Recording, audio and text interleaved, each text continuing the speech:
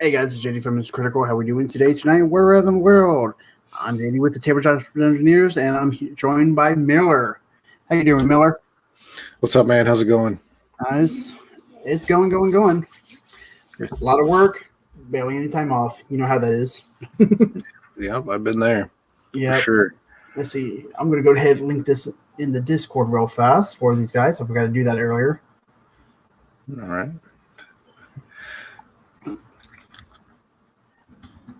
Looks like Zero's already trying to get us going. Uh-oh. Yeah, where's he at? Let go. Oh, hey, thanks for joining in, Zero. If you would like to join, just let me know. We got room. Let's see here. Copy. Let's see here.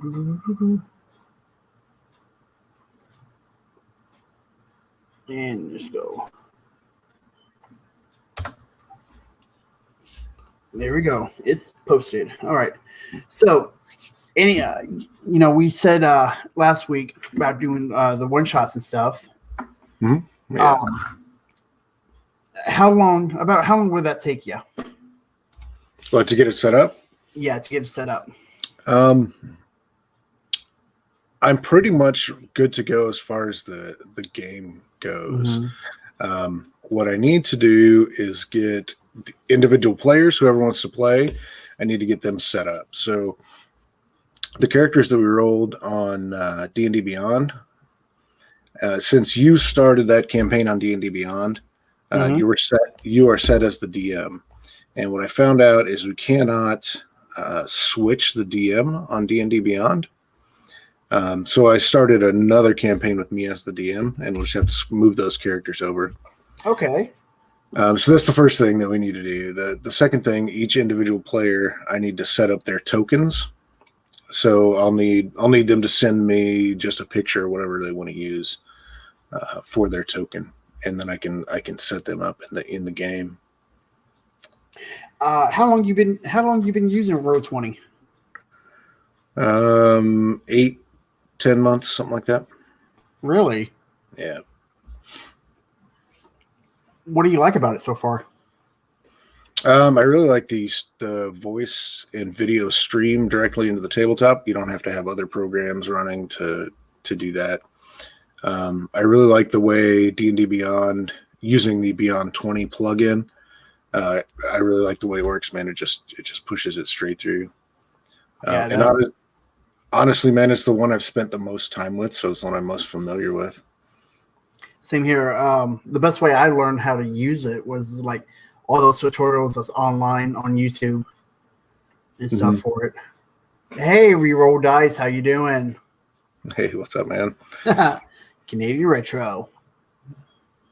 But I know. I don't know if these guys know, but I was telling you earlier that they got a companion app in the closed beta right now that they're having people test out for them. So I think that's going to be like a good hit where like you basically have your character sheet on your tablet, phone, or whatever. Then it's just the way it looks like it works like just like D&D Beyond, and sends the dice roll over to the tabletop. So yeah, that would be great. That would be. I mean, if they ever get it together and get it out where the rest of the world can use it, man, I'll definitely check it out. It sounds good. Yeah, same here. I'm like, I've seen the YouTube video for it. I'm like, dude, that is so nice. Oh, let's see here. Quinian. If you want to be fancy pants, you can use OBS Virtual Cam to include your tokens in your cam. Yeah, that is true. Yeah, you could do all kinds of crazy stuff if you wanted to use OBS. Yeah. Let's see here. Zero says, Stu, And yep. Then we got Sub-Zero. Then we have how the move, brother. Oh yeah, he moved, didn't he? Huh. So how's your other campaign going so far? We just started the one on Sunday. It went really well, man. We had 5 players, and we crashed right through. I had like a session 0 set up to just kind of baby step everybody through it, through how everything works and how we're going to be playing together. Man, they crashed through that, and they crashed through like the first scenario I had. What is one of your favorite monsters you like to use? Man, I like to use a lot of different monsters. I like monsters that especially lower level ones that'll sap your strength or your constitution or your intelligence. Like I call them brain dogs. Oh, the Devourers. Yeah, intellect devourers. Yeah, that's what they're called. Brain dogs. Yeah, but they're pretty cool to spring on players that are pretty low level that haven't experienced those kind of effects before. Just see the looks on the players' faces and watch that emotional roller coaster. This is pretty fun. Let's see here. Stu goes so good. The move was hard. I have a bit of hobby stuff to move, but getting the hobby shack set up. Nice. Yeah. You know that if you cared. Rafts is what I guess he would like to use. Wraiths. Yeah, Wraiths will do it too. They're a little higher level though. But yeah. Okay, Demon likes to use using debuff mobs, right? Ferociously. I can see Quinn. Yeah. Oh. Or just make up on the fly, like, yeah, that was part of my plan the whole time, Start draining monsters can be scary to players for sure, or stat draining. Yeah. Shut up, Quinn. Wow, guys. Oh God, raising Death House, lower your max HP. So yeah. What was you saying? I'm sorry. I was just gonna say, yeah, rates are tough, man. I know in 3.5 they'd hit you with level drains. Really? Yeah, they were pretty rough. See, I got lucky. A good friend of mine gave me the DMG and Player's Handbook for 3.0. Mm-hmm. And I'm looking for the monster manual for that, so that way I can just have the cool rule books for that. But yeah. I think I'm going to get like a collection of just cool rule books of the older D&D stuff. Yeah. I've got a few of them. Nice. I've got a bunch of 3.5. I don't know if I have any 3.0. I might have a couple of like expansion compendiums. And then I've got a set of 4th edition, Player's Handbook, DMG, Monster Manual. They're almost brand new. They got dust on them, but we never used them. Wow. You ever played Pathfinder? Yeah. I played 1st edition, and then we've done a couple of one-shots with 2nd edition. And I'm actually my home group, I told them I would set up a new game for them with using Pathfinder 2nd edition rules. I like some of the combat mechanics that they kept in there in 2nd edition more than 3.5 or more than 5th edition, D&D 5th edition. So I figured we'd go ahead and try it out instead of just doing some one shots. We'd start a campaign and see, mess with all the rules, work our way through all the rules and see what happens, how it goes. Yeah. Your system always scary, especially if you move them up in 3D up and down. 3.5 is the bestest. 3.5 was pretty good. Zero DM a 3.5 game for us noobs. You know what? If he does that, I would so play. Yeah, I'll play. Hell yeah. Just to see what it was like. Yeah, the only thing that I think 5th edition has over 3.5 is the speed of combat. I know 3.5, especially once you get up to like 10th level, combat takes forever. Really? Yeah, we had sessions where combat lasted 3-4 hours. Jiminy Christmas. Now, fourth ed introduced powers, correct?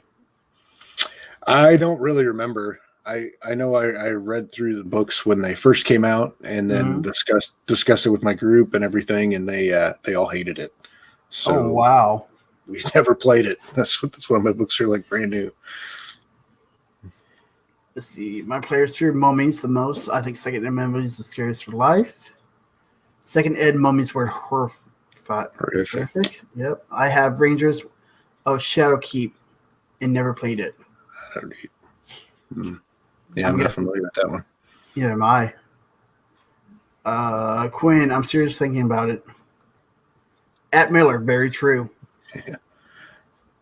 So yeah, I don't know. It's just like I'm thinking if like I know I might have to drop out of my my home group. That's too bad. Yeah. Well, they want to do they want to. Well, like I guess I live like 30 minutes away from everybody else and stuff, and they want to do it closer, but I don't feel comfortable leaving my son here with him being special needs with my wife by himself because I'm like, you know. Yeah, I get it. Yeah, I understand. They understand too because I was talking to them, and they totally understand. But I wasn't able to make it on Monday. So they ran my guy for me, and we went from 13 to 16 on that day. I'm like, gee, wow, Christmas. that's 3 levels? Holy crap. Yeah. I'm like, gee, Christmas. How many Medusas is that? I don't know, more than 3. Maybe I should just make an encounter with 3 Medusas. Do an encounter builder with that. Let's see. Yeah, that's another thing I like about D&D Beyond is the encounter builder. Oh, Jiminy, yeah. That and it's awesome. It saves me so much time as a DM. Well, I know that 5e Tools too has an encounter builder on it too. You ever mess with that? I haven't. So basically, it has a whole bunch of information for players and DMs on it. Yeah, and stuff, and a lot of stuff for DMs. I can send you the link later for it, and you can give it a look. Yeah, I might give it a look. The D&D Beyond though, the encounter builder in there. If you go into a campaign, because you got all your characters there, it has all their levels, right? So you hit that encounter builder and you build your encounter, and it'll balance it for you, like how much experience, how difficult the encounter will be. Here, I can share my screen. Let me show you. Okay. This is the. Oh, hold on. Let me share screen. Let's see here. 4th ed introduced a much more tactical approach to the game, but reduces the role-playing experience. Quinn says, yes, that's true. But it made it so that barbarian rangers and druids could have totally different levels in tracking skill. I had to leave the group for a few months ago. Can't wait till I can host a game again. Yeah, it kind of sucks if I got to leave. If I got to leave a group because I've been wanting to play for so long, never got to play. But right. Yeah. So here's D&D Beyond, right?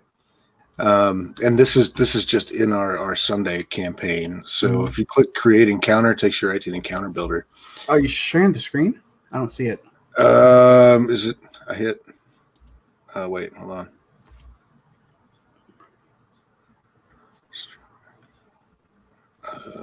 Chrome tab. There we go. Sorry, I thought I had it.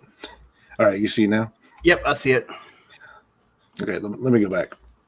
So this is the campaign, any campaign you have in D&D Beyond, right? So this is our Sunday campaign. Then it has this encounter builder up here, Create Encounter. And it pulls in your characters. So right here, it's got a number of characters. Yeah. So whatever you put, whatever creature you add, like you can search, right? So let's say goblins. And so you add a goblin, and up here on the right, with just one goblin, it shows you what the difficulty is. It's very, very low, right? but as you crank those goblins up, it calculates all that XP for you, just like out of the Dungeon Master Guide, so that I mean, it's going to be balanced. If it's going to be hard for your players, if you're going to kill them off. I mean, at least ostensibly, there's always other things that can happen, but you can add all different kinds. I mean, if you want to have a crazy encounter with bears and goblins and stuff, and it tallies all that XP up for you right there. You can do it on the fly. It takes seconds. It's amazing because you've already got all your characters in there, so it already knows all your XP and stuff. So that's pretty nice. It saves me a ton of time as DM. So, do you have a membership, or do you have the you pay the $50 a year and where you can share everything and stuff? Yeah, I don't know if it's $50 a year. I don't remember, man. Mm-hmm. To you, is it worth it? Oh, with all the stuff that you get, is it worth it? Well, I think so. If you're going to be playing online a lot, which our home group, because of the pandemic and everything, we've been playing online for almost a year now. So I went ahead after a couple of months. I went ahead and paid for it to make it easier, and then I got the pro account on Roll20 So I believe that's like $5 a month. I believe. Yeah, it's like $4.68, I think, or something like that. I did a month, and my cousin did a month when we was playing stuff. Mm-hmm. Then the group just fell apart because of school and everything. Let's see here. Zero says, man, if I could host a live game again, forget about it. Do it. Do it. Yeah. I'm waiting. I got my dice, man. Let's roll. Mess around with Gaslands on Tabletop Simulator. Really poorly made, but cool. Find a way to play it online. That sounds like it would be fun. Yeah, maybe. I don't know. I like having the little cars, man. That's half the fun of Gaslands, is having your little Hot Wheels cars out there that you modded. Yeah. Gaslands, is that probably be fun? But. Is it easy to pick up and learn and stuff? Oh yeah, it's real simple, man. It's really? Real simple. Yeah, and it's got like the rule book, like the refueled rule book. At least I don't know about the original, but it starts off with very basic rules so that you can just play a little racing game, and then it kind of baby steps you into the rest of it, where you can add all the different sponsors and all the craziness that goes along with it. And there's even different scenarios in the back, so it's not just racing. There's like the big game hunter, where you have like your teams work together and you hunt some big monster from the wastelands. Oh, so it's pretty cool. Post-apocalyptic, right? Sort of, yeah, but it's not like completely Mad Max style. There's some places that are still like Tokyo. They're still they still run pretty well. They're still pretty. Yeah, I know. What was it? There's this one tabletop game, RPG, and Amazon did a show on it. They made a show out of it, and I was able to get the PDF for free through Drive-Thru RPG. Because I was doing. I gotta find it and look at it again, but I read that and it was actually pretty neat. Let's see. Do you guys think you would? Once the pandemic is over, you'll be using D&D Beyond and stuff.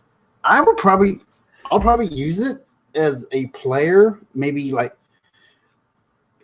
maybe the monster encounter too on the tablet or anything. That way I don't have to carry the cards or stuff or the monster manual. Yeah, and we were using it before the pandemic. We used D&D Beyond just to keep our characters on there and and that way the DM can look at your character sheet whenever they want, right? Yeah.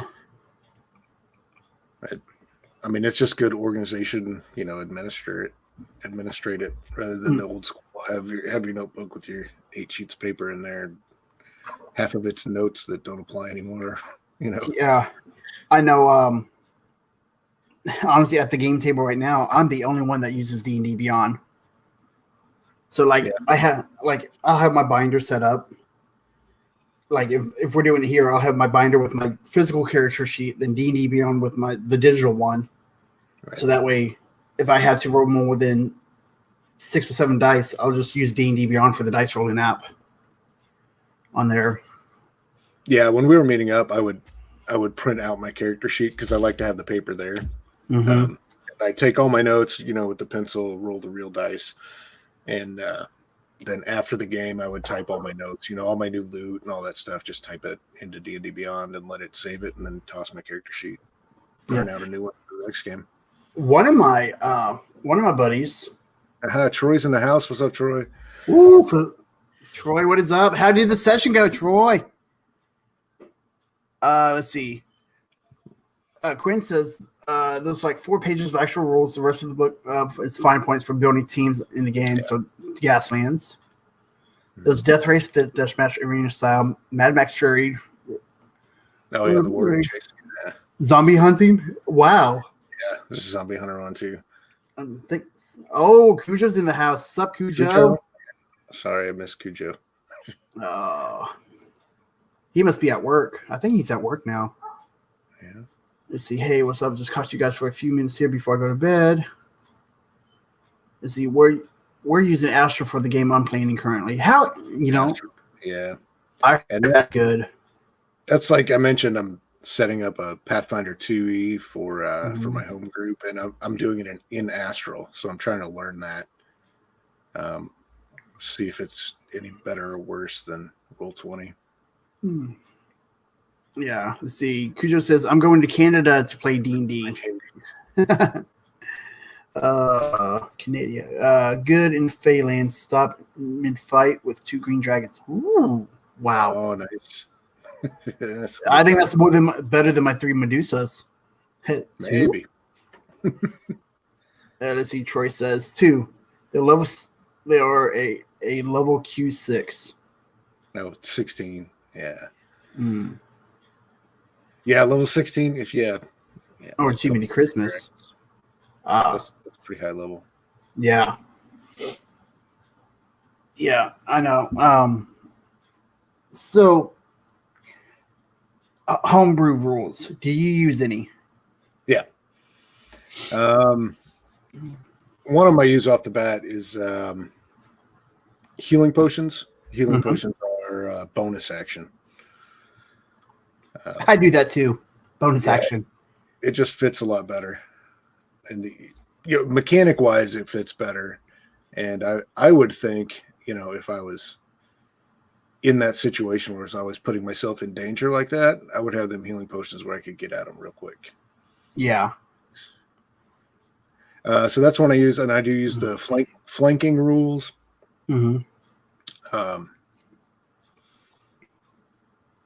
That's about it. And of course, I occasionally I'll fudge rules just based on the situation, Yeah. Quinian made a tech channel for game-related things and dropped in how to dark mode Roll20. Mode Roll20. Nice.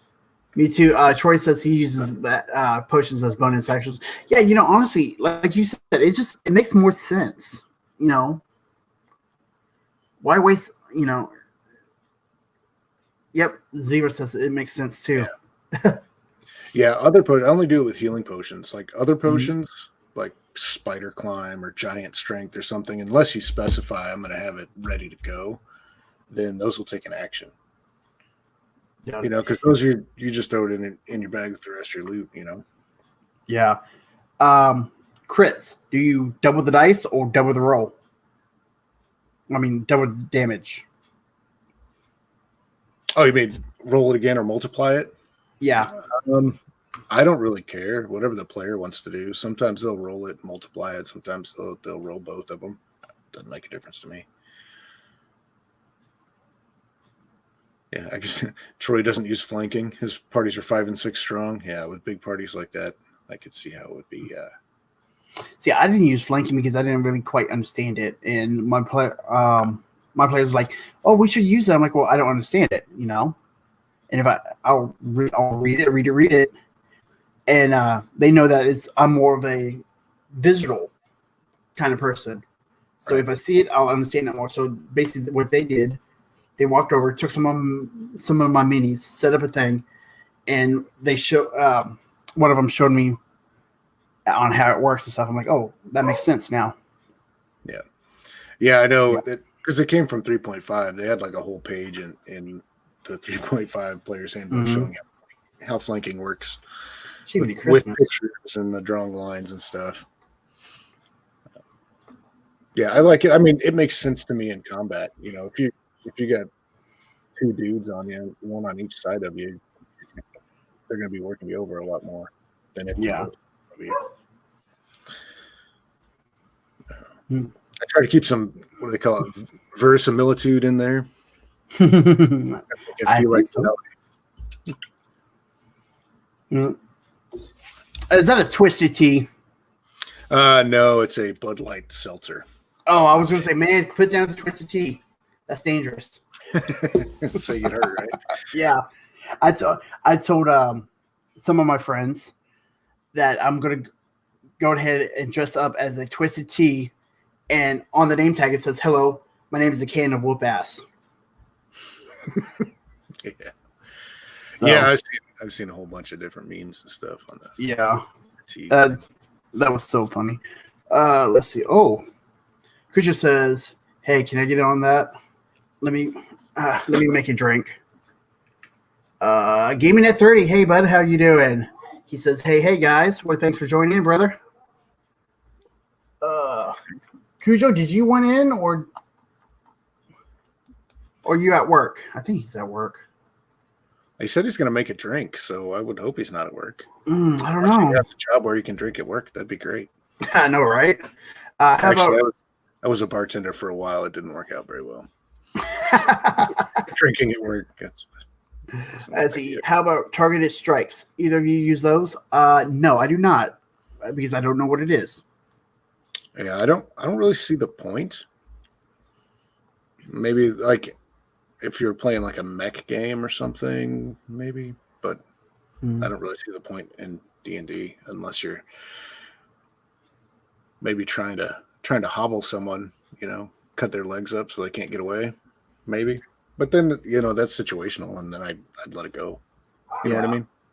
I thought about using a critical hit table on my next. Yeah. Yeah. I always make that an option for my players, right? If you want to do critical hits or critical fails, they both come together. They work for both you and the bad guys. And I always leave that option out there. If they want to, I'll pull those tables in. But so far, nobody takes me up on that offer. But probably because you let the bad guys use it too. Yeah. I would imagine that would be why. Yep. Let's see here. Gaming at 30. Just done running a great game. What is your game night? I think what was we going to do our game night as? Well, I didn't know if you wanted to run it on D&D After Dark or if you wanted to do it on like on the Tabletop Dungeoneer channel. I don't really care, but I mean, I'm busy Friday nights and Sunday mornings. See, I'm off basically Mondays, Tuesdays, Wednesdays, but Mondays has been at my game night with my home group. Home group games, yeah. Yeah. Yeah, so I'm up for any of them, but I think I mentioned this last time that if I'm DMing, I don't want to have at least 3. Well, I got to have at least 3 players, and I don't want to be worrying about the streaming. I don't want to have to try to stream and DM and all that together. Oh, I would take care of that. I would take care of the streaming. So, like, I would basically, I think what I would do, I would share my screen for like everybody to see. That way, no one will see yours or anything. Yeah, and do that. I was worried about that too. If I got the DM screen open, that's streaming. Then the players could just pull up the stream and be like, "Oh, this behind there." Yeah. No, we could. I don't know. I'll get with Hate and see if I can get access to it. Then we could use D&D After Dark for like if we do it one night, then do like a recap and talk about it the next night or something. Yeah, we can do that. Yeah. Yeah. But yeah, actually Tuesday does sound kind of good. Then just a recap on Thursday with the players and stuff. I'm not Thursday, Wednesday. Wednesday, yeah. Yeah. What time would you recommend? Because if you're going to be running the game, I know you're not a night owl like I am. Yeah, if I had my choice, I'd do it like 10 in the morning. But that's really going to be up to the players, man. Mm-hmm. 10 in the morning, I could, depending. You know what? That could work out great for me. Yeah, like 10 in the morning on a Tuesday. That might work for Hate. That might work for Hate too. Yeah. But if it's, I need 3 players, so we'd need at least one more. Yeah. Come on, Zero. I know we would have Cujo at least once a month. So. Right. Yep. Well, I think Cujo's like he said before, we'd have him for like 3 or 4 weeks in a row, and then we wouldn't see him for 3 or 4 weeks. Yep. Oh, let's see here. Gaming at 30 with target strikes. You just add a few to the AC and hit with will lasting effects.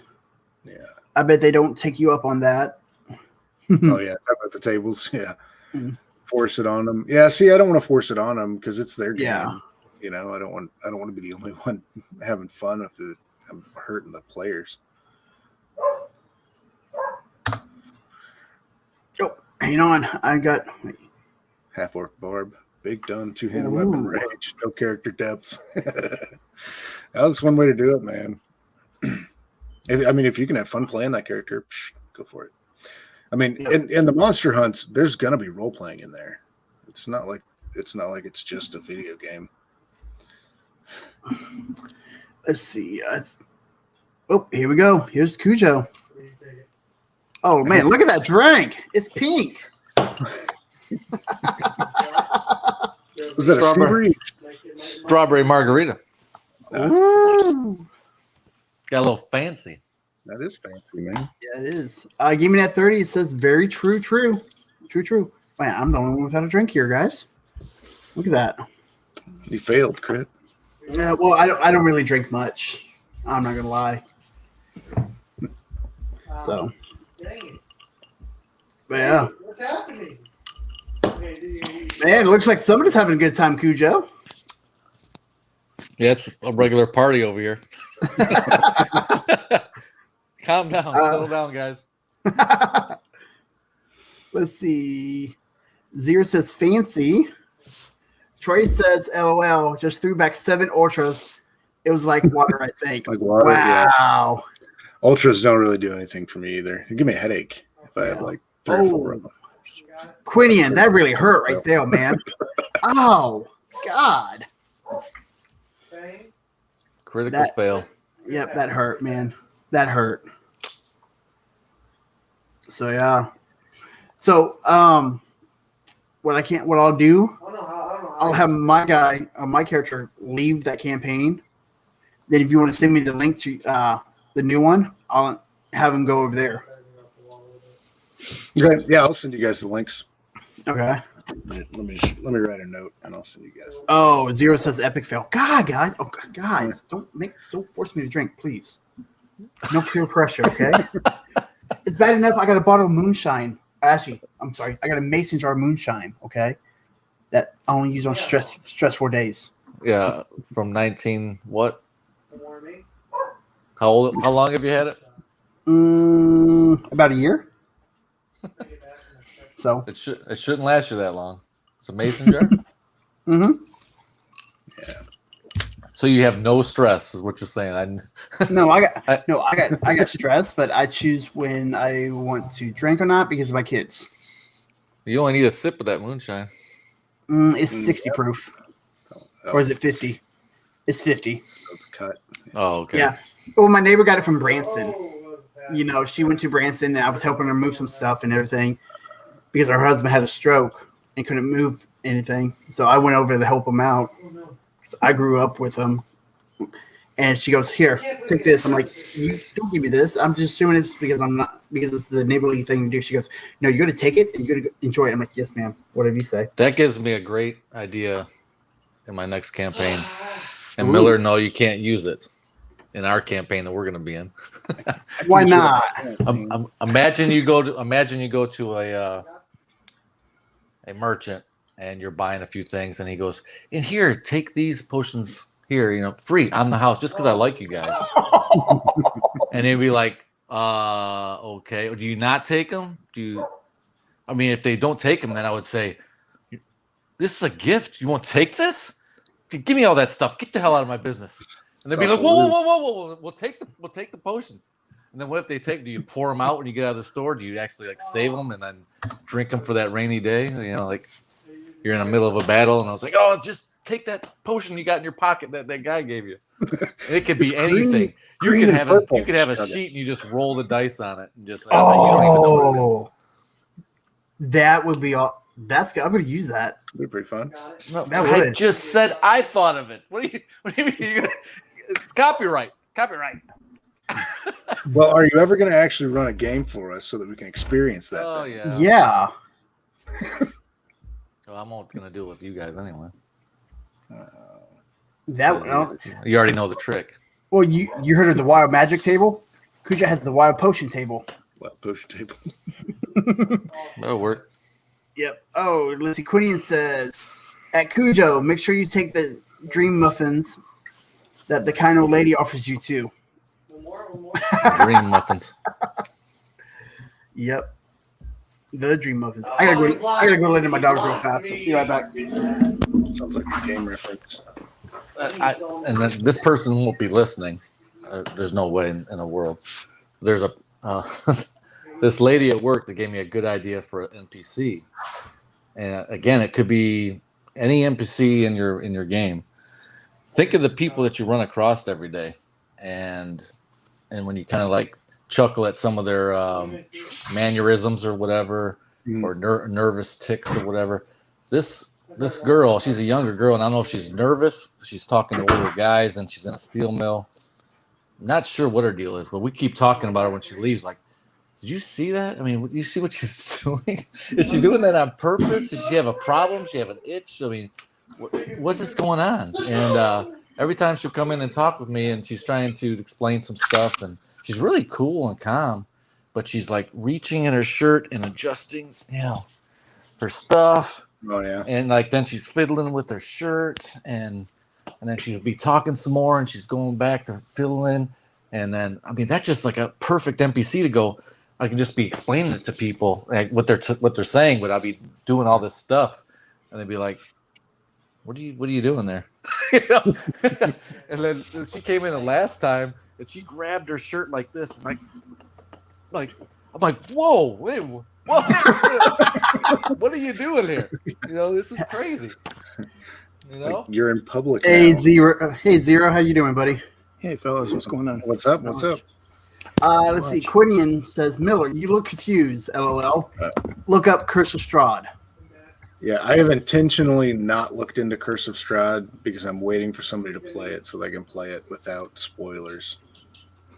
Yeah, I don't look through all my books either. I have everything, and I don't sit there and read through them because I may, run it, in one, with someone else DMing. Maybe eventually someday, I've looked through them. I look at the monster stuff. I look at some of the player stats and player buffs if there is any. I look at some of the city maps, but I don't study them. I just kind of get an idea. But yeah, I don't read through it let me learn the story, exactly what happens, because you never know. Right. Yeah, I haven't looked at Curse of Strahd at all. I won't even touch the book or anything. I just want to play it. I got the book and cards, so just waiting on my replacement. Yeah, I'm waiting on your replacement too, Crit. I know you are. Oh, trust me. I haven't bought any of those books yet. I kind of want to, just to have them. Mm-hmm. But I'm kind of like, I don't know, I'm on the fence about it just because of the way Wizards of the Coast is handling. Like, they're doing everything in the Sword Coast, and it's fine, but I don't know. There's so much of the Forgotten Realms. Like, there's so much east. It's Mm-hmm. like they have not even touched on the Dale Lands yet, which is like a huge part of Forgotten Realms. So I'm kind of like, are they going to release books for every little region in the Forgotten Realms? Because that is a lot of books. You know what I'm saying? That's the thing. I mean, they'll be in another edition before they do that. Right. Right. That's what I'm thinking. Like, just because of the way they're creeping the stuff out right now. And I mean, I guess, a lot of the cool stuff happened in the novels on the coast, like the Dritz novels and stuff like that. And he pretty much, it was all over that coast. So it makes sense. But there was a lot of stuff. There's a lot of stuff going on everywhere else. And I don't know. That's why I haven't really gotten any of the books. You know what I mean? Because I'm kind of like, Curse of Strahd is kind of cool because it's one of those, doesn't matter where you are, you could always go to Curse of Strahd. So, you know what I mean? It doesn't matter what region you're in. If you end up in the Curse of Strahd adventure, you're just there, Yeah. Yeah. Yeah, Crit, I agree with you on that one. There's a lot of modules that are like that where you can run them and run into different things every time you run. But you'll still, if you know the plot and you know where to go, and if you do study a couple different people, key characters, and if you run into those people, you know what to do and not to do, and you don't want to ruin it for yourself. Well, I know there's some DMs out there. They'll buy the modules and just pick and choose what they want to use in the campaigns and stuff too. Like my DM, he actually picked something out of Curse of Strahd, and it was a session I couldn't make. And one of the other players was telling me about it. I'm like, "Are you joking me?" He goes, "Yeah." I'm like, I just shook my head. I'm like, "That is so freaking awesome! I wish I could have been there for that." Yeah, there's a lot of people that take the Death House out of that. Yeah, and go use it somewhere else. That's what he did. See that. Yeah. You buy those books, and they're basically modules, right? All these new books are basically big modules, like fancy covered modules. But you could, there's nothing to say you can't pick and choose what parts of those modules you want to use if you're doing a homebrew. No one's going to, who knows, right? Like, unless your players have read every single book that's coming out, they don't know where that's coming from or that story arc. Curse of Strahd's kind of unique, right? Like I said, it's its own little pseudo world. So, like, you could be in the north of Forgotten Realms, you could be in Jungles of Chult, you could be wherever, bartering for some ice cream, and eventually end up in the realm of Curse of Strahd, right? So it doesn't, that's its own little thing. But like everything else, why not? Troy says Strahd is on his last as a player. I'm looking at it all. Yep. Yeah, it's one of the books, the only one so far that I've really I really should just get that damn book. You know what I'm saying? Because everything else, I want to get the original book. The Ravenloft, the original Ravenloft book? No, just the original book before they I came across it on Amazon the other day, and I should have pulled the trigger on it when I didn't. And I was like, is that the original one? Because they don't have them anymore. Actually, hang on. I think I did get my replacement book. You better stop lying. How would you forget that? How do you How is that not already sent to my house? Oh, I forgot I was going to send that to you. I just wanted to have 2 books. I got 2. You got none. Oh my gosh! I'm just waiting on my replacement book. This guy. Oh, hang on a second. I'll go get it. Psych. I'm looking over there. I'm like, wait, I think I did get it. Wait a second. I'm going to cast a spell on you right now. Let me do a double take in my room. Yeah, I did get another one. Well, I'm looking over at my 3D printer. I want to cast Talk to the Hand. Oh my gosh. But my little spell book, Cujo. But he was thinking about that is cool. My little spell book. Nah. So, and this one is. Oh, those are cool. I might get one of those. Yeah, this one. A good idea, dude. For real. I don't know if you can see it, but there's like a pattern on here, right? There's like a little design. Yeah. After I bought this damn book, I found one the next day on Amazon that has a Necronomicon stamp on it. Oh no. So it's the face, you know, the skin face, and everything. I was like, son of a bitch. And I play a necromancer. I'm like, damn. Looks I like might you get got it. looks like you got every spell in there. What No, level? you know what? What level are you? I'm 13th level. Oh, okay. Jiminy So, Christmas. Yeah. and I honestly thought, I was like, oh no, there's no way I'm going to fill up 54 slots. Dude, I have each card slot double carded. Do you wait a second? But do you have them like every spell known or every spell that you can cast? This is all the spells known. And then I have the spells cast on Astral. I have it marked Okay. as like, you know, the ones I can cast per day. The ones I have. You're prepared. Yeah. Yeah. I'm still like, it's like flipping. I thought it was going to be Well, easier. yeah, it's a lot easier if you're not. lower level. But Right. you're jumping the gun with like a million spells. So Well, the thing is, like, my buddy started this campaign a while ago, and I kind of jumped in late because I just wanted to touch 5. I just wanted to get my hands in 5e so that if all else fails, because I have people that want me to run it. You know what I'm saying? Or 3.5. So I'm like, I just want to taste 5e. You know what I'm saying? And I picked the wizard because it's probably the hardest class to run because of all the spells and shit. but it's most powerful too, though. Yeah. So I was like, and I've never really played a wizard, so I was like, I probably won't play again for a long time if I start DMing. So Why I figured not, might as well right? go in. Yeah, it's just the way it is, man. Like, there's always a group near me that's like, dude, you got to run a game. It's like, all right, cool, but you know, I don't get to play. My mom is itching to play. She's the one that I got her in the critical role, and she's been watching the last campaign, and she's going through that. She's all caught up with this one, of course. And she's like, you know, I used to stream her on our games, you know, our tabletop game. I'd put a camera up on the board, and and she'd be voice chatting with us. Oh, that's cool. And she's itching because she's like, so did you get your other group back going again? I said, well, no. I said, no, Mom. They, you know, he broke up with his girlfriend, so she's not in. He's got a new girlfriend now. We got to find out if she's wanting to play D&D or not. Yeah. And then I said, we can get those 3 people together. My son's here, so there's 4, and we can stream you in, you know, if you want to get in. Let's see. Campaign Kareem says the freebie potion could be anything. I've seen enough hentai to know where this is going.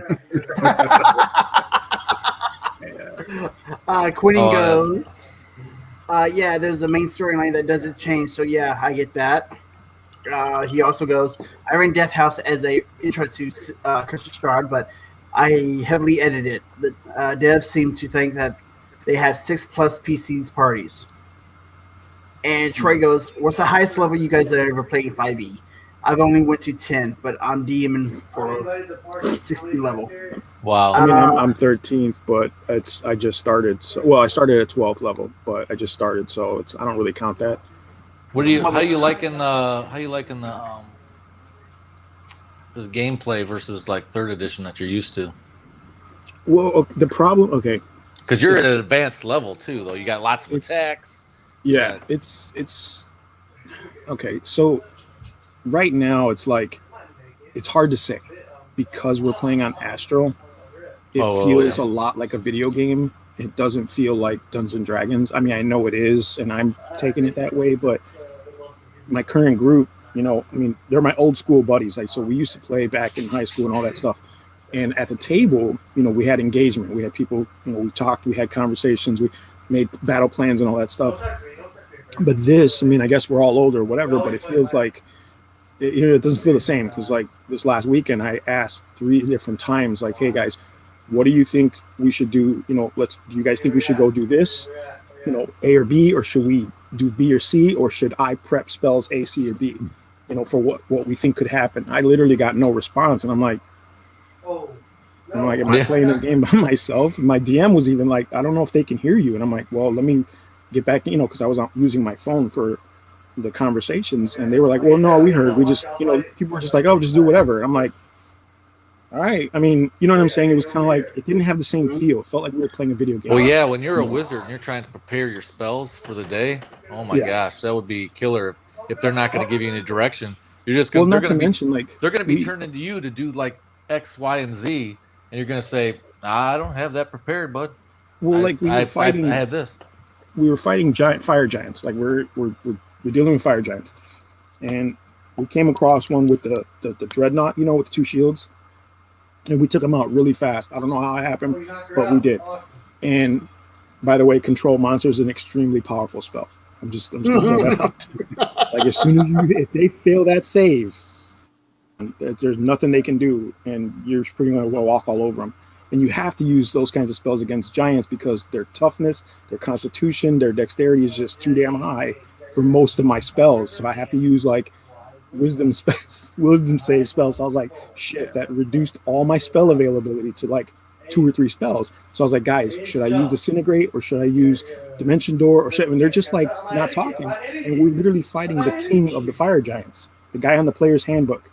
That guy, King Snurd, that's who we were fighting. And I'm like, guys, like some help here. Like these dudes are punching me to sleep for real. Like one-shotting me to sleep. Like I died and it took an NPC with no skills to revive me. I was like, Jesus Christ. I was like, am I playing this game by myself? So it was a bit rough. Wow. Troy goes, playing online is just not the same, man. People are multitasking on their computers, unfortunately. Yeah, I agree with that too. Yeah, it's not the same. It can still be pretty fun. I mean, we played on I Sunday, and everybody had a great time. We played for like 4 hours, I think. We were only playing on like 2. I think would be an interesting approach, and this is just me, because we all logged into Astro, right? We all logged into the game, so we had control of our characters. We could move around, do whatever. He had the fog of war on, so if I moved my guy, I could only see what my guy could see, and I couldn't see anybody else's stuff. Everything was black. My problem with it is like when you go back to an area you were, it's still black until you go over there. So it's not, you know what I mean? It's not like it highlights, okay, you were here, you would have been in all these areas. But I think that if only the DM, if you play live, right? Like, or if you go online and play, kind of like we're doing a live session now, but not public, you know, don't do it publicly live, but like this. And the DM is the only one that has control of the actual application with the maps and stuff, right? And then the players they're on video and they're interacting, because I think that would it would force the players to be more interactive and not so much like because I couldn't see anybody, right? Like I don't know what they were doing. They were at the table. I don't know, you know, like if they were playing Call of Duty or whatever, and then just spoke up when it was their turn to do something. And like, oh yeah, I do my attacks. All right, peace out. You know what I'm saying? I was like, there's no connection. But if we have a camera on, it's like, all right, well, I see you, dude. Like you're playing Fortnite. You know what I'm saying? Yeah. Like, Yeah. Yeah, absolutely. That's one of the things I like about Roll20 that I mentioned earlier. You've got the voice and video stream right into the tabletop. So you got all the little icons on there and you can see what everybody's doing. What game do you like? yeah, it makes more sense. Yeah, that fog of war though, I don't know about Astral. I know the one on Roll20. Like if you haven't seen an area, it's black, right? Until you go in it or shine a light down there. But when you walk away, it just kind of grays out a little bit. So you can still see what was there, like the furniture and everything, but So you you as can't a see player- if a creature wandered in. Right. So you as a player can see your recent region. Like you can see you How were big there the room into that was. room. Yeah. But yeah, because in Astro, it's like as soon as you turn around, it's black. It's black. You know what I mean? So you got to literally go back over there to see what was over there again. And to be Kinda honest with you, frustrating.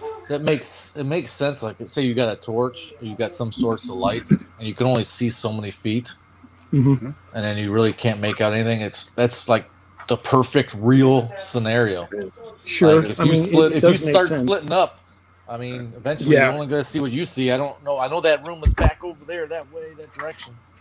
Yeah. But you're going to hear noises. You're going to hear fighting. But shit, until I Yeah. get closer, And it is very realistic. It is realistic but at a certain point, it's like, okay.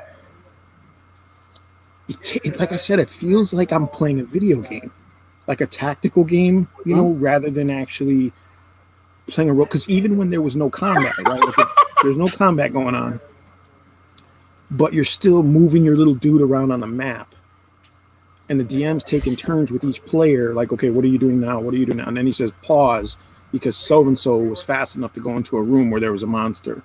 So then we have to, you know what I mean? Then he has to set up combat and all this other stuff, and we have to then decide using our movement values where we're going. So like I said, it feels more like a video game right now just because of what each player has to do. Like I have to move myself, then I have to move my familiar if I have the familiar out, you know, which by the way, 5e familiars suck. Completely. They are terrible. I don't even know. I might not even use that spell ever again because they're Wait a second. useless. How are you using it? Well, the only reason why I ask is I've watched familiars be OP if you know how to do them right.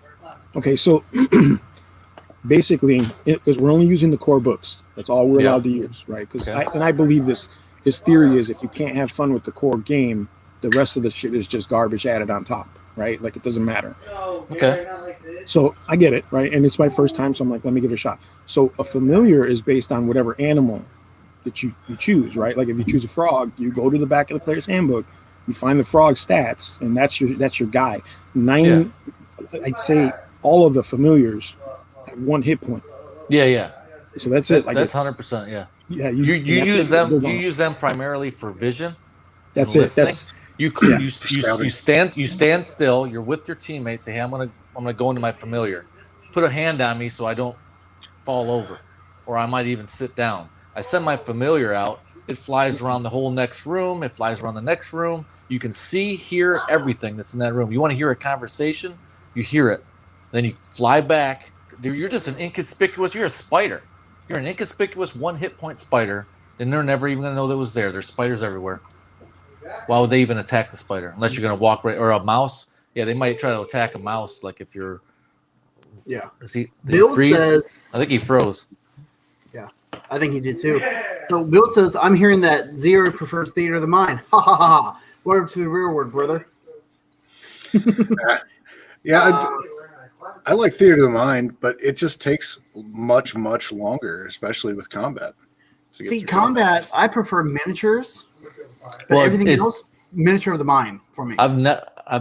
Miniature of the mind. I like that one. Yeah, miniature of the mind. Yeah, I've never played theater. I never played theater of the mind as far that. But combat, I would think, can go as fast as you want it to because you could just say, "Yeah, you're close enough." You know what? Nah, because I've got it in my mind where you guys are at. No, you're not far. You got to move closer, or vice versa. You could just say, "Yeah, you can hit. Go ahead." You know. Yeah, I don't know. It's been my experience that slowed it down or made it less dynamic. Also, I know when we started using the battle mat with minis, it opened it up a lot for me. Sorry, I gotta let my dog in. I'll be right back. No, you're good. Speaking of battle mats, what kind of battle mats do you like using if you use a battle mat? I know, Cujo, you like using your Dwarven Forge and stuff, but if you don't have I use a full length game mat. Do you really? Yeah, that I put my Dwarven Forge on. And then anytime that you just want to pull some Dwarven Forge off, I've got like a grassy plain type battle mat, and I can just set some trees down, and you're in a forest, just like a tabletop war game.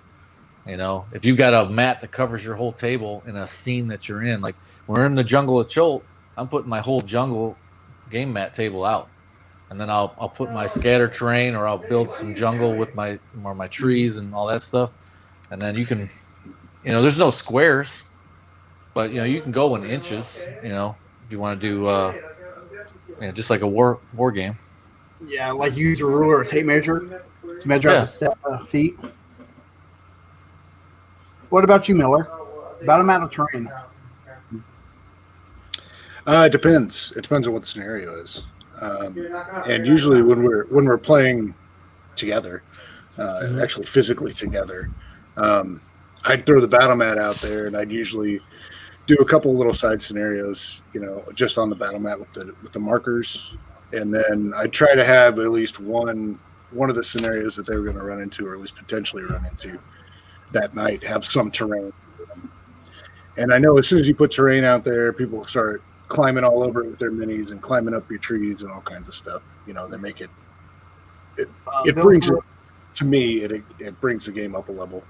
Yeah. I tell you what. Oh yeah, go ahead. Bill says combat's easier without minis. At least it's been his experience. Quinn says playing a halfling cast reduce, cast magic hand, grab yourself and fly around. Yeah, I saw that. I saw that whole article. Less tactical, less slog, less boredom. Less boredom. Yeah, maybe. I mean, that's great if that's the way you guys like to play. Go ahead. Yeah. I probably won't be playing that. The time I had my jungle out and I had those trees and everything, it was really cool to actually put a bunch of those grung in the trees, and I'm shooting down at them, and they were like, "Oh shit!" And they're trying to find places for cover, and they're trying to shoot them at in the trees. Then I can thematically go, okay, this one fell out, and then it did some more damage, and then it died. Maybe they didn't quite kill it, but then it falls to its death. But they don't know how many's in the trees. I say, okay, there's a couple in this one. I'll put a couple in there, but they don't know how many are there. They're just all over the trees, and they're trying to climb up in the trees. There was one of them's a tabaxi, so he was trying to climb up in the tree and fight him up there. And having that three-dimensional terrain is real fun. But you can do that theater of the mind. I know, Bill. I'm sure he's going to say that. Yeah. Oh yeah. Yeah. Bill says combat should be quick and deadly, just like real life. Almighty says Mega Man is so useful. I give all my players markers, so even when they aren't using it for combat, they can use it to solve puzzles and riddles.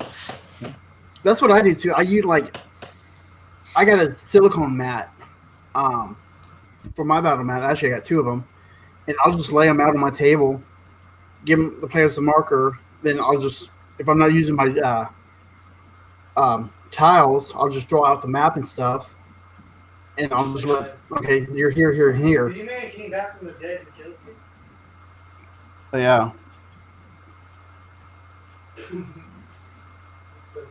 I use tiles and paper maps, and gaming mat. I use a big gaming mat, a SX mat for my basic mat, and if I have a planned combat, like they're gonna fight in a beholder or they're gonna fight something special, or a very specific area I want them to fight, I'll design the dungeon during the week with my dungeon tiles, and I'll have it set up so that when I get there, I already know where to put everything, but it's not out automatically. You know what I'm saying?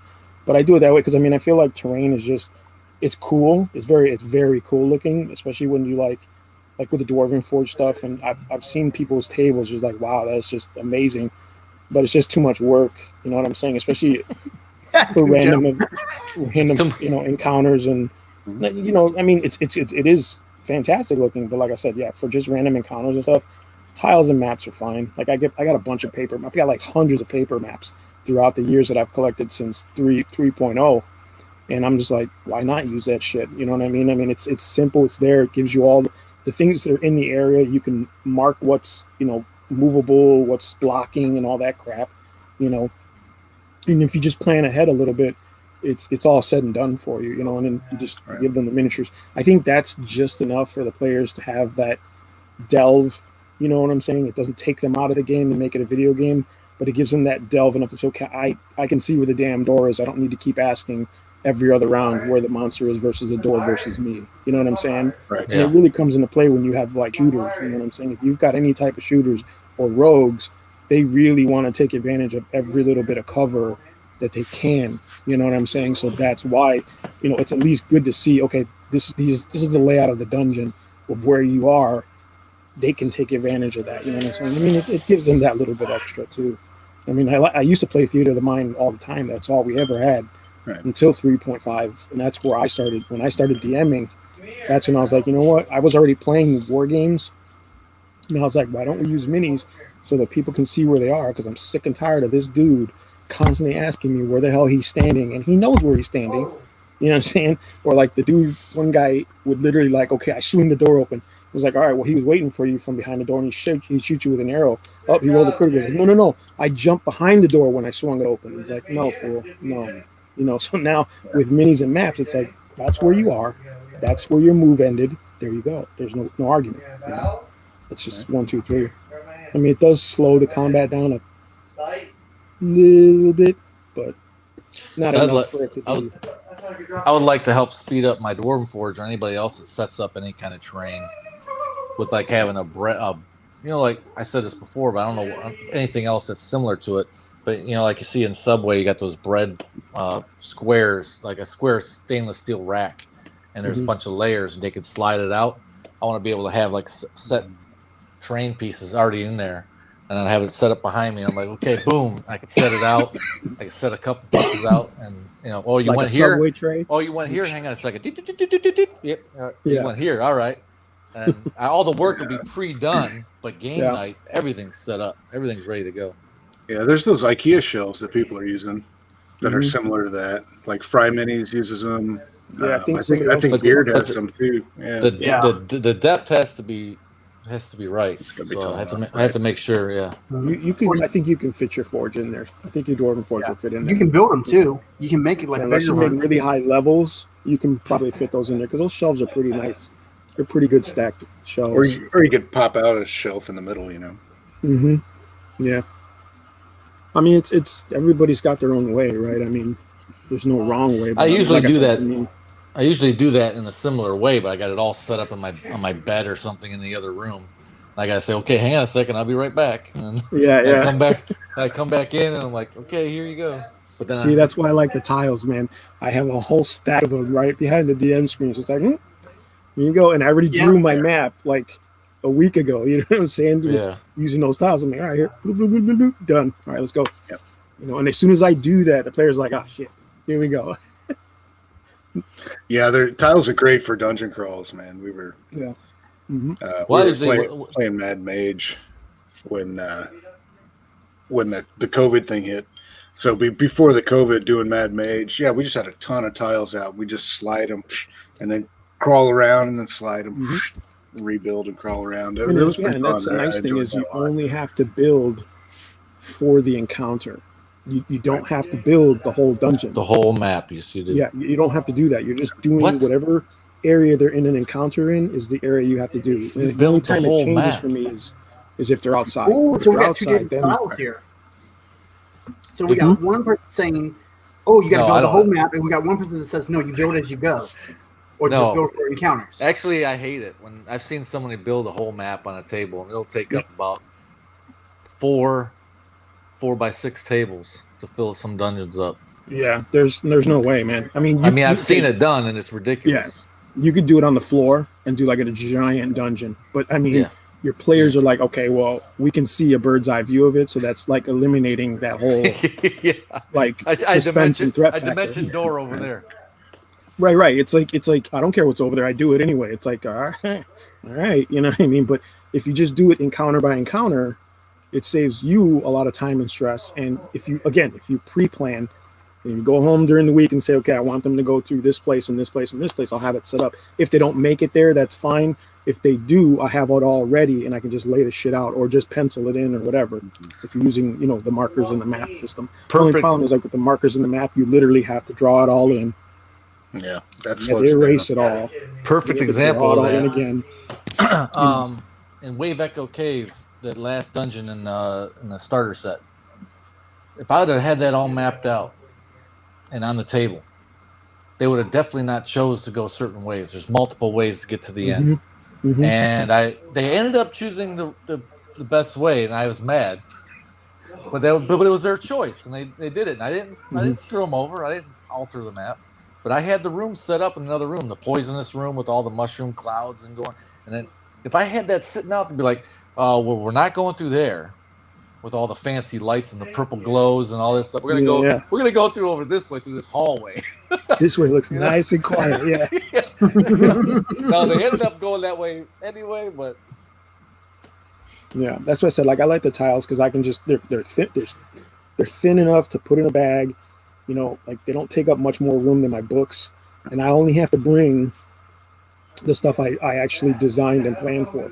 If it's a random encounter, I can just doodle that shit out on a map. You know what I'm saying? Like if there's a random encounter, Do you ever craft anything for a special? Never. I have not yet. Not for D&D. No. I mean, using like my Warhammer Fantasy terrain, like I'm doubling that stuff now to use if I wanted to use it for D&D. So like my little stable, my little horse stable. If I've made it so that I can play Warhammer on it, but we can move stuff around like if we're playing D&D. So it gives it a lot more, I could do that, but to carry all this stuff around, you know what I'm saying? Like to have it available as soon as the party goes there, it's like, how many fights are they going to have in the stables? You know what I'm saying? Like maybe 1 or 2 cool encounters, but that's minimal. So that's why I try not to build scenery for Dungeons and Dragons because it's like, Yeah, you have to stay generic so you can use it for multiple things, like trees and houses and cities and roads and pathways and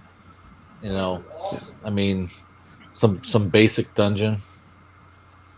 Yeah, I've been thinking about making some dungeon tiles, like the way you guys doing with the foam core and stuff. But again, it's like those cardboard ones and they're double-sided. Those cardboard ones, like it's one side it's a dungeon, the other side it's like a spell trap or something. You know what I mean?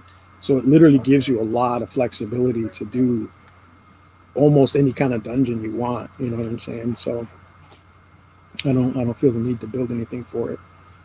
Plus, most of the time I travel to the D&D games when I was running them live, so I didn't want to be carrying around a ton of shit. You know what I mean? That's just me. Well, the next video I'm working on, I'm actually going over what's in my travel DM kit, and I didn't realize it's a lot. So fanny pack? Huh? You mean your fanny pack? No. This is a toolbox.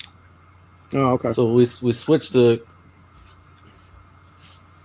COS. So, yeah. Curse of Strahd. We switched our Curse of Strahd over to Hold up, guys. Hold up. Bill, you better not be bullshitting me, dude. You better not be lying to me right now. Taco in the Bag is open again. It's time for... I gotta go. Okay, bye. Taco in a bag. Oh, so Zero, can we get a video update on Taco in the Bag? There will be one very soon. This coming weekend. I'll watch it. He's gonna buy one of their masks that has a taco on it. Taco in a bag. Oh, he would too. If they have them, I will. All their bags are little like foil bags. It's great. So they switched their Curse of Strahd game over to Tabletop Simulator. TTS. No, I think that stands for like Tiamat, something else. I mean, they were playing Curse of Strahd, then they went to a different campaign setting. Trying to figure out what setting the TTS means. Yeah, I can see where that's easier. Yeah. Say what? Because like Tabletop Simulators has everything already set up for you, where you can just press a button and it's right there. But it eats up the I cannot stream. Eats up the or be on Discord at the same time and run Tabletop Simulator. Yeah, it's funny because on my PC, it's just my old PC, but I cannot run Astral and Discord on my PC at the same time. I have to use Discord on my phone to talk to the guys because Astral takes a shit ton of resource to run it. I can't run it on my PC either. Yeah, Tabletop Simulator is even worse. It's like even with just it running on the PC by itself and nothing else running, it's still laggy. Like when I move my character around, they're like, "Did you move yet?" And I'm like, "Yeah, I'm already passed my turn to the next player." But it's super laggy. So, I mean, it's my PC is old, but yeah, it's very resource heavy. Yeah, bogs my PC down too. You got a PC now? No, he doesn't. We're bringing up painful shit for Cujo. Yeah. Or how about the 3D printer you're waiting for, my right? PC just bogged down. Like, oh, you got a PC. Yeah, don't talk about that either. Yeah. I ordered that book too. They haven't called me that it's in. On Trade Your Zero. I don't even know. I jumped on this. So good. I jumped on this one when it first came out because this is the first time they ever got an army. When I got the second one out, I gotta say, I don't know. The second. I don't know where I'm at on that book. I don't know where I'm at yet. But the rule set's good. You got Mortarion, right? Oh yeah. Because he's badass now. He's like unkillable. Well, he was before too. kind of. Yeah, but I know, but he's actually And good. if you put him with Magnus Eighth the Red, forget about it. Well, eighth Morty- edition, he was like okay. They were like, nah. Well, they were testing the waters with him, right? Like he was the first time they made a character for him. So yeah, I mean, this time they got the chance to like really refine the army, and it's very thematic. Like the whole book is based on like more so a theme than anything else. So it's kind of cool, but it's a really, really, really rules heavy army now. You wouldn't recommend that box set they got, do you? No, It's got like 30 poxwalkers in it. no, that's too much. Isn't that too None of much? those new patrol boxes are worth the money to me. They're not. I think I don't even know if I bought one. But the thing is, Thought I bought one, but they're raising the prices steadily again. So like now that the new patrol boxes are out, the prices are starting to go up on everything regular. yeah. So they're making it seem like those patrol boxes are a good deal. But look, dude, Poxwalkers for 10 of them is $35 for 10 of them, and you got those guys free in the Dark Imperium, and it's the same guys. They're not even new models. They're just the same shit from Dark Imperium repackaged, and here you go, $35. Like there's no fucking way that they cost that much. No way. But now they do. And yeah, me too, Quinn. Yep. Well, like, it's funny because I can roll 20 beyond in Discord, no issues at all, not even lag. Yeah, I can roll it pretty good. Roll 20 occasionally will lag, but that's their servers. Mm-hmm. Yeah, I know on our Friday night games, just because so many people play on Friday nights, sometimes their servers get a little laggy. But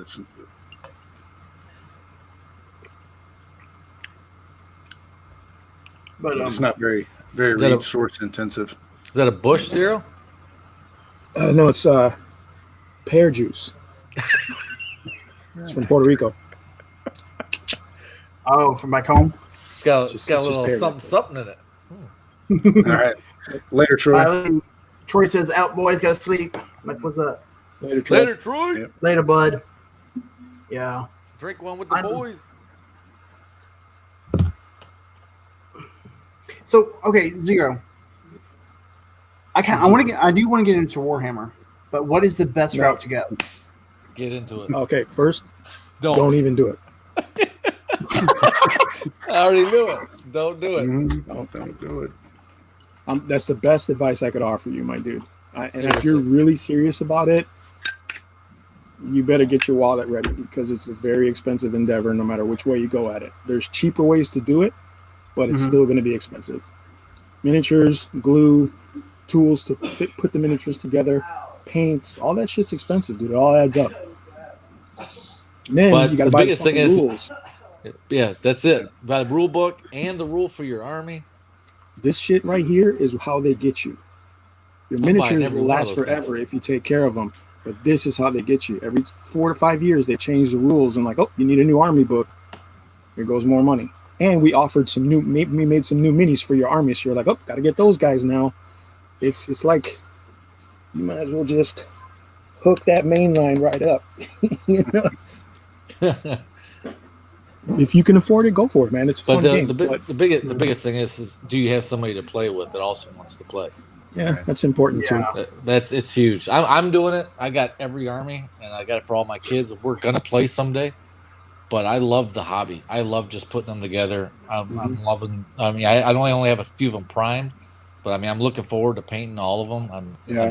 I just ordered some white ink for my airbrush because I feel like that's going to be my white paint. It's not that great for airbrush. So, oh man, I heard that at damn, what's the name of that company? It's like they make like India ink. Like they make acrylic. I already bought some on Amazon. They make a white, and that's what people are using to prime their models. Hopefully that's what Campaign Terrain says, I always prefer terrain, but agree fog of war can be difficult to maintain. That's the main reason I use so much modular. Slow to respawn, my lag is bad. I wish I was only as bad as a potato.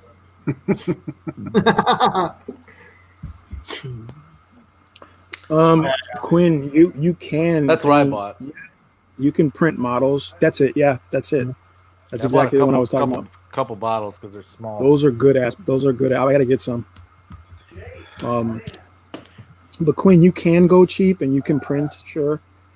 But I mean, to build an army for Warhammer, you're going to be printing a lot of stuff, dude. Like That's I was and gonna to say make that's it probably one way to make there. it decent looking, you're probably going to want to go with a resin printer because, I mean, there's no FD. I mean, there's some FDMs that can print out some decent 40K stuff, but I mean, it's up to you if you got. I mean, look, you can play Warhammer with Pogs. Yeah. You can cut out pieces of paper and Yeah, that that- could be your unit.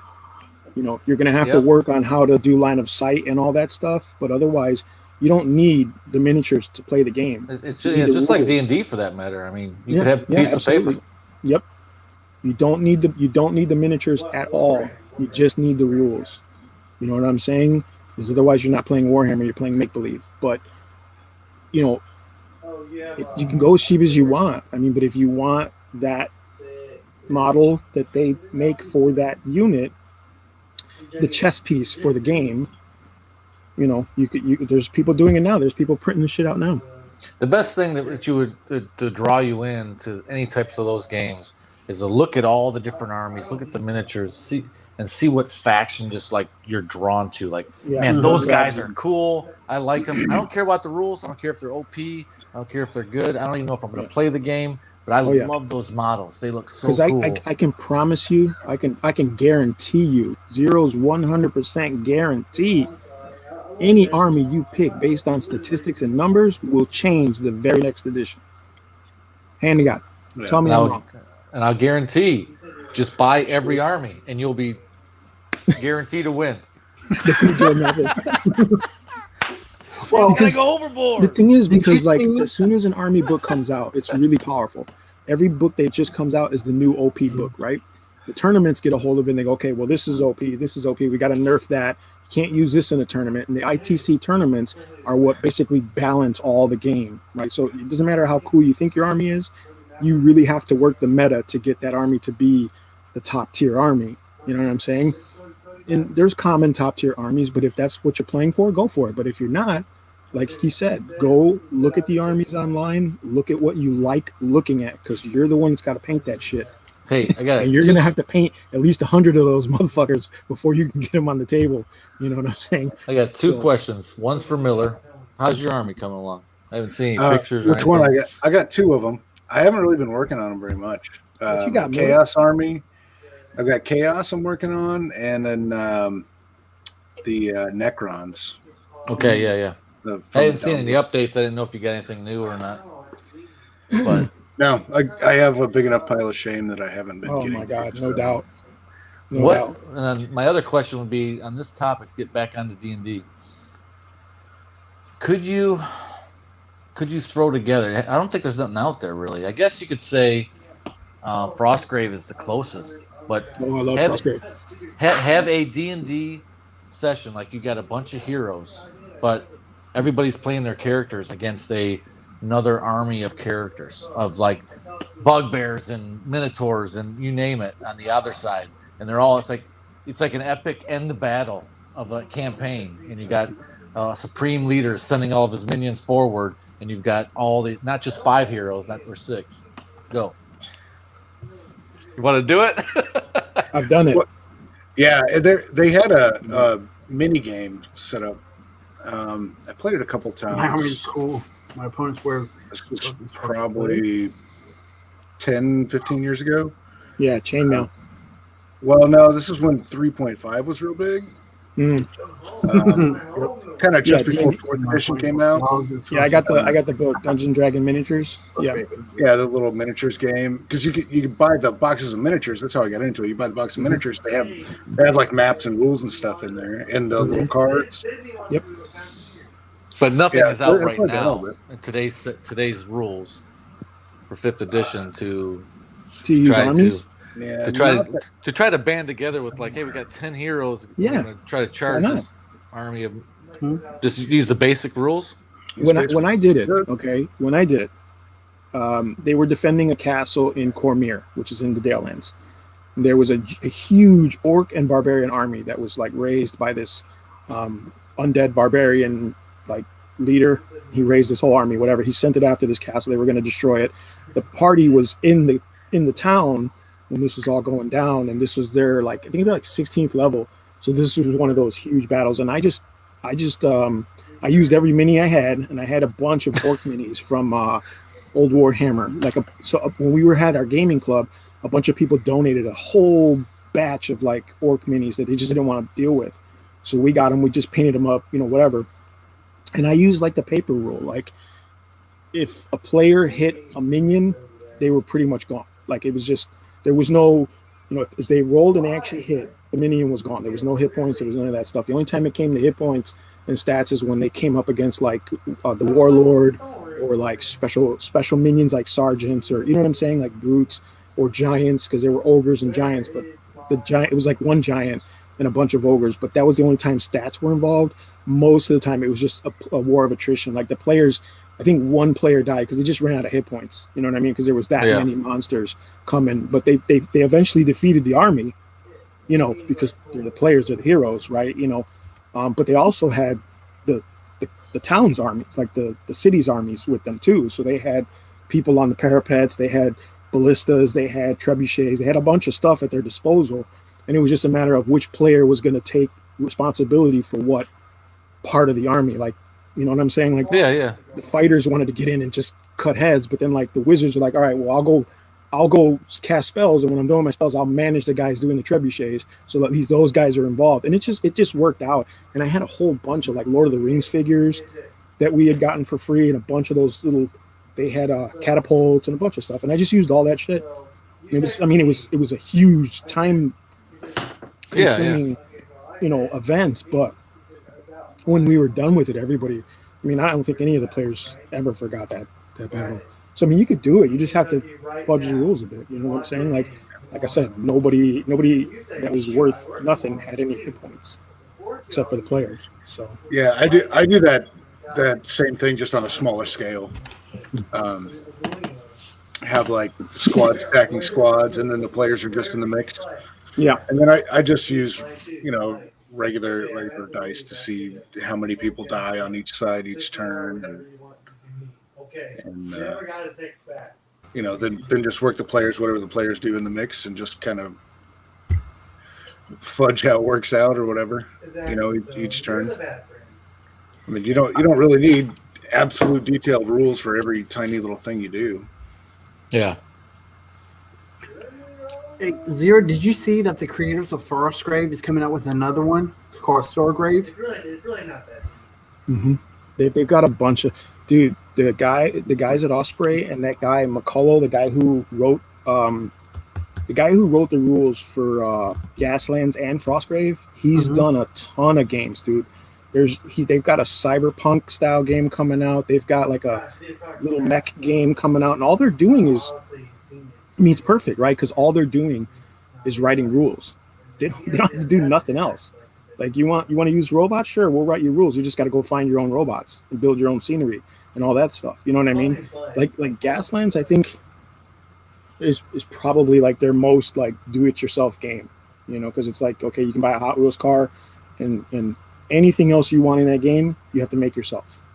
Frostgrave, you can at least, you can use your scenery that's already, if you have it. You can use your D&D minis if you already have them. But all the other games that they make are legit.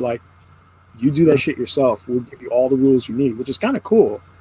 It's a really cool way to keep it below, you know what I mean? That red I saw the meanings for Frostgrave and Stargrave and stuff. I'm thinking about buying some and use for D&D. See, the thing is, so those Frostgrave minis, that's not from Osprey Games. That's from a different company. North Star. Yeah, North Star makes makes miniatures for historical mini games. Napoleonic style games. Mm-hmm. So a lot of those characters came from that line, and some were rebranded for Frostgrave, and then some they started making for Frostgrave specifically, the wizards, and some of the cultists and stuff like that. But it's really cool because that shit's already there. So it's not Osprey Games spending any money to do it. They just said, yeah, go ahead and use our license and put the shit, put our name on your box and sell more minis. You know what I mean? But even then, You don't have to buy those particular minis. No. No, but But they are like- nice though for like that type of stuff. Like Yeah. if you want And for the money- for the town, I think you get like 20 minis for $30. That's really not bad. It's not bad. That's what I've noticed. it is if you know, like you go on eBay, you Yeah. look for Tenalog miniatures, and you spend $8 shipped for 20 little soldiers. That's even cheaper. The only thing is you're waiting like a couple months to get it from Russia. Mhm. But who cares? I mean, you're getting 20 soldiers for like $10. That's easier math. You know what I'm saying? And you don't even put them together. They just come in a bag, like little plastic soldiers. Speaking I of did a whole video on it. Speaking of soldiers, I bought those red packed guard figures. They have like a beak type helmet, and I'm going to use them in my Zinch Thousand Suns Chaos Cultists. There you go. You know, they're just like military brats, but they got this like beak type Yeah, perfect. hood face thing on there. It's wild. Because I Yeah, don't once like I- the regular. I don't like the regular cultists. They're just generic for like every army. And they were, because they were made for Dark Vengeance, that box set Yeah. that came out a long time ago.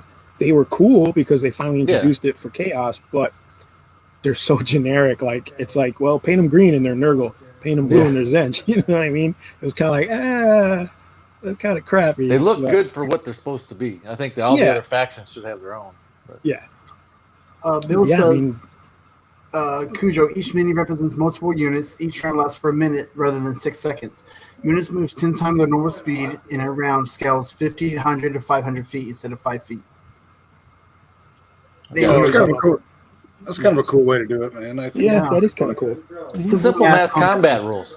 Mm-hmm. Bill's like simple math combat rules. You know, if you could hear Bill talking right now, it'd be like, I'm so above you guys. I have all the rules in my head. I don't think he thinks that. I use No, I he's use not. theater of He's the not. mind in my Only a head. little bit. Oh, you would so die in his campaign, Cujo. You'd be the first one.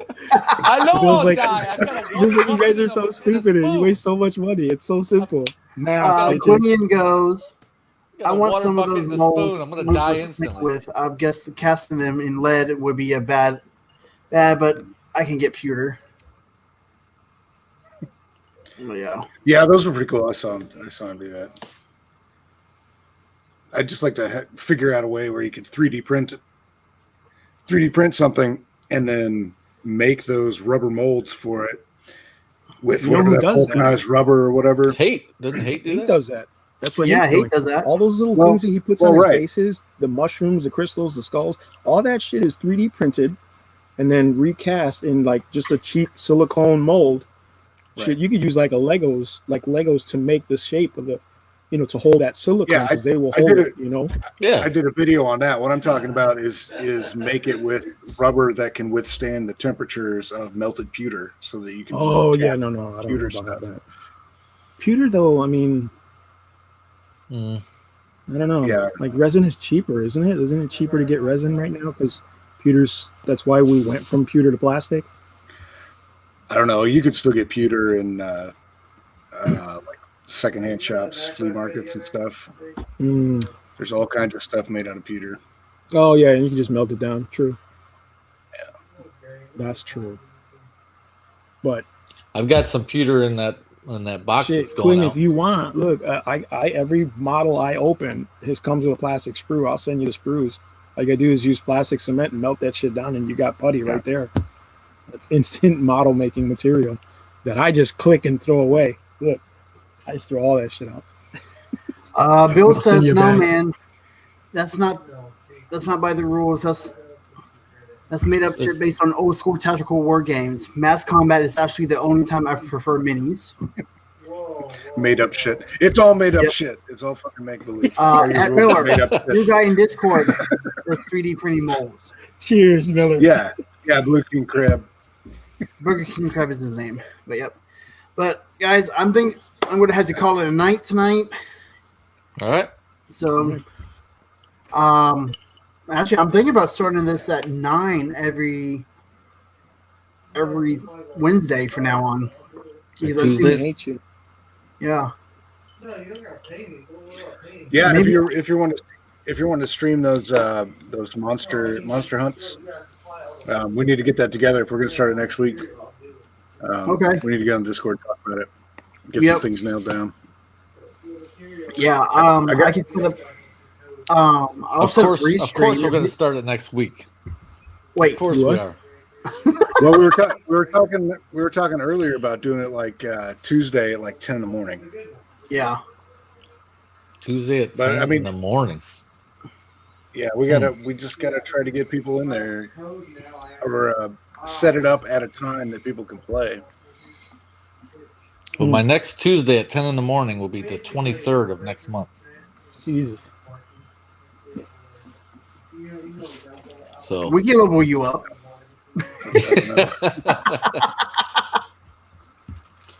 no, I'll start with my water bucket and spoon.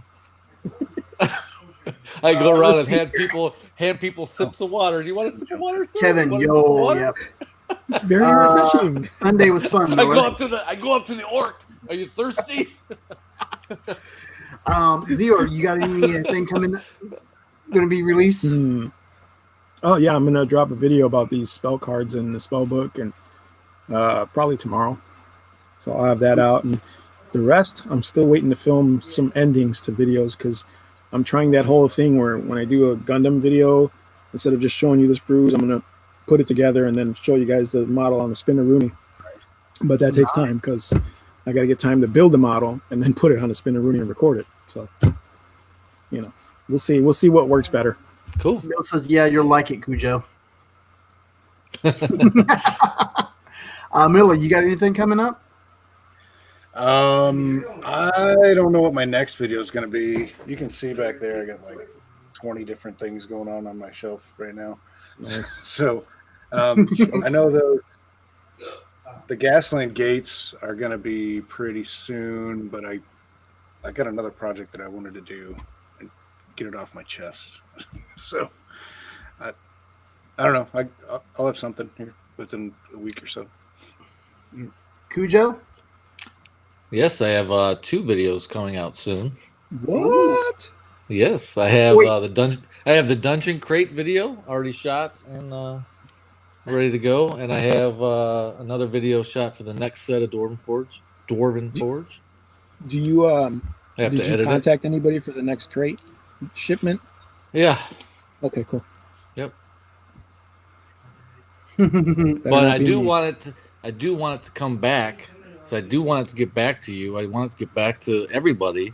So I hate that I'm like almost last on the chain. I just found out there's 2 boxes going around, and I was confused that I had a box, but then I'm seeing a guy open a box, Justin. Well, it's because I'm like, Beard.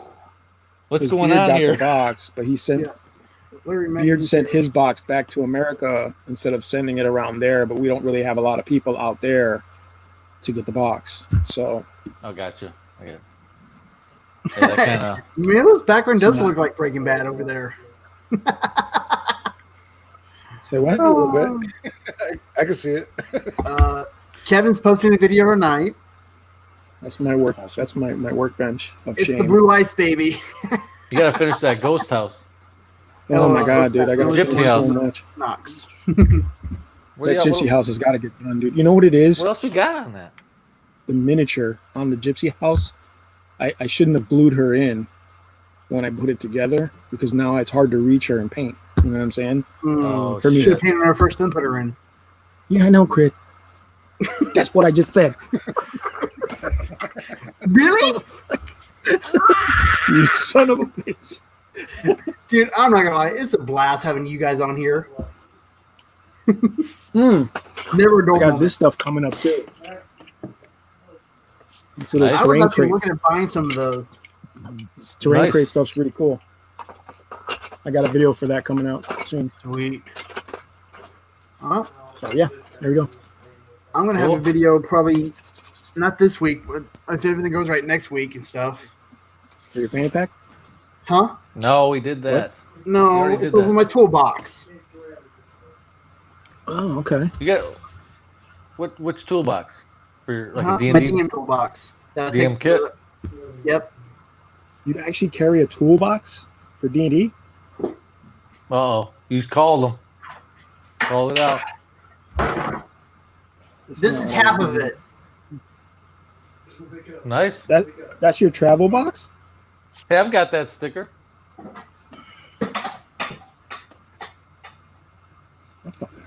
Nice. Got going to a convention? What the hell? I'll tell you what, I've got a. It's like a little cart. I would full hate to cart. like go anywhere with my stuff. Wait, is that stuff you take with you to your games? If I DM, yeah. No. Wow. Okay. Books goes. Well, you'll see. I'm gonna have it in the video. I want to see what you would say. You know what? You make the video, and I'm gonna make a counter video. I promise you. Do You it. make that video, I will make a counter video for that video. I swear to God. You know what And Bill then, brings? and then I'm challenging Bill, if he's still Bill. watching.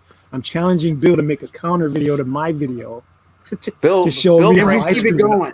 Bill brings his mind. You guys are weak. I just carry my mind. I imagine let's see. I have 2. Zero looks like a WWE wrestler from back in the '90s without the hat. Yeah. We're talking about amazing who? gift books. And that's the bottom Zero- line. Zero just mad he don't have friends to invite him over. Oh well, I need All another right, drink, so I'm gonna have to go. All right, Zero. I fellas. will let you know when that video is going to get released, Oh yeah. or if you want, I'll just send it to you where you can view it. Then No, we can no, no, release no, No, the go video. you ahead. send it to him and you put it in your video. Look at this Yeah. guy. Bring Here, the watch toolbox. Zero's counter video on my video. Put his video in the corner, and I'll show you my video right here. No, Yeah. yeah. I'll put clips of his video in my video, and I'll just be like, I'll make my video a reaction video. Like, No, you're this motherfucker. no, yours should be like That'd be what not hilarious, to dude. what That'd be not to hilarious. do as a DM. Don't take this toolbox idea. Do it. All right. Well, I'll get started on that. This is gonna be fun. So, thanks again, guys, for coming on. Hope see you all hopefully next week or so. I will catch you in the Yeah, thanks for Discord. having me on, man. Yeah. And thanks for coming on. Like I said, it's always a fun time with Miller, people on before you go, Miller, So I guess Discord is the easiest way to contact you, right? Like private message on Discord. Yeah. I have questions about things. I may or may not have answers, but yeah. Oh, you Hit got me up, the man. answers, my dude. You got the answers. Okay. You have the droids I'm looking for. I want to thank everybody that's in the comment section. I really appreciate Yeah. you guys being here. the viewers. Guys, you're awesome. You guys come every week. You Love guys are you. welcome. That's cool.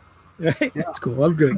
I mean, I'm sorry there's no Beatles on set. You know, no insect porn. Unicron. I know. I mean, Quinn's here. It's amazing because nobody's doing anything funny. Yeah. All right, guys. All right, fellas. If you roll All right.